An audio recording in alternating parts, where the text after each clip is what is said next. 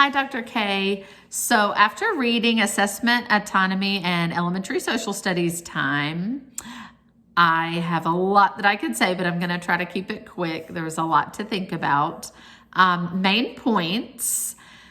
One of the main points that really stuck out to me was a lot of discussion about the amount of time spent teaching social studies. And it was mentioned that instructional time has decreased significantly over the past 20 years, and how that seems to be kind of in correlation with policies such as No Child Left Behind, and more emphasis and time has shifted over to language arts, to math, and even now to science. There's also a correlation between states that test the area of social studies and the amount of instructional time spent teaching social studies. Those testing states seem to spend more time versus the non-testing states. It's not always necessarily better instruction, but more time is spent in that area instructionally. In the non-testing states, teachers seem to have more autonomy and freedom just to deliver the curriculum in a way that may be a better way of teaching the social studies curriculum.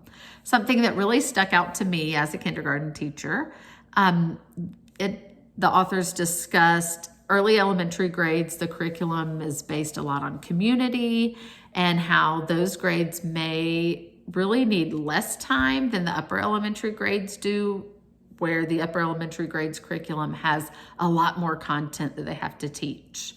So just kind of giving teachers maybe the freedom to, the lower grades may need less time and put more time on English language arts and math, and building those foundational skills that kids will need later on in learning their social studies curriculum, with all the content that they have to learn in the upper grades, which those teachers may need more time. So just kind of giving more autonomy in the teachers' classrooms to make those decisions. Critique of the argument, strengths of the article. There was a lot of evidence to show that showed testing states do spend more time teaching social studies. They get that content in. But as I said before, that may not necessarily be better teaching.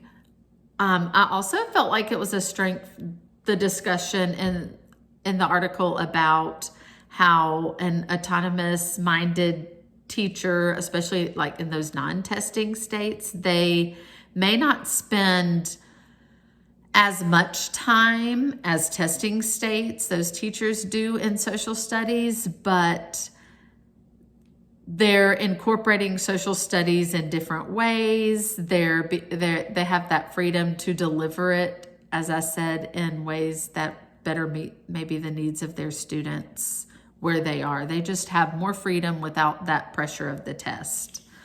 So I guess that's kind of a strength and a weakness.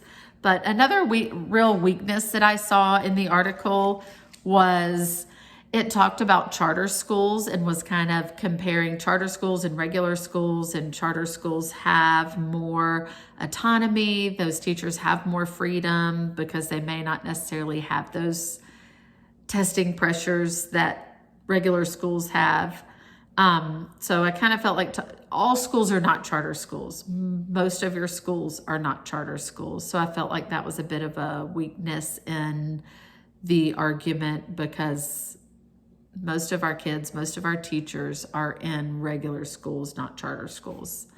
A question that I am posing this week, standardized testing is a big thing for me. So even though I teach kindergarten, so my question is, why is there such an emphasis in so many states put on standardized testing in social studies in these content areas? Why is that? Maybe if we didn't have those testing pressures in social studies, we could have more autonomy in our classrooms when it comes to teaching social studies in other areas. So why do we put such an emphasis on testing?